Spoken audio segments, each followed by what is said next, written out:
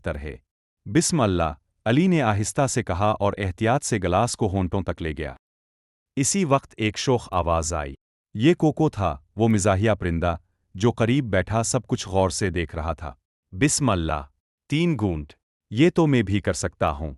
देखो मुझे, कोको ने शोर मचाया।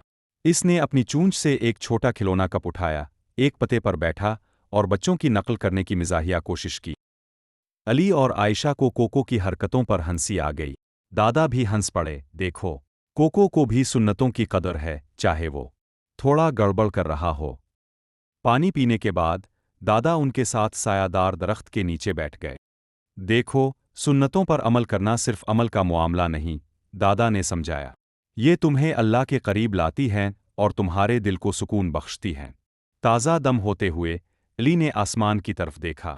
मुझे नहीं मालूम था कि पानी पीना इतना ख़ास हो सकता है, इसने शुक्रिया के साथ कहा। हमारी प्यारी सुन्नतें ना सिर्फ सेहतमंद बनाती हैं, आयशा ने कहा, बल्कि हमें अल्लाह के करीब भी लाती हैं। दादा ने सर हिलाया, और ये हर दिन याद रखने के लिए एक खूबसूरत बात है। किस्त के इख्तिताम पर इस हमेशा संत के तरीके को याद रखे। क्रेडिट्स आने से पहले एक इंटरेक्टिव सवाल ज़ाहिर हुआ। बैठकर पानी पीना क्यों अच्छा है? हमारा चैनल अशरफ इस्लामिक एनिमेशन ज़रूर सब्सक्राइब करें ताकि मज़ीद दिलचस्प कहानियाँ और इस्लामी तालीमात सीख सके।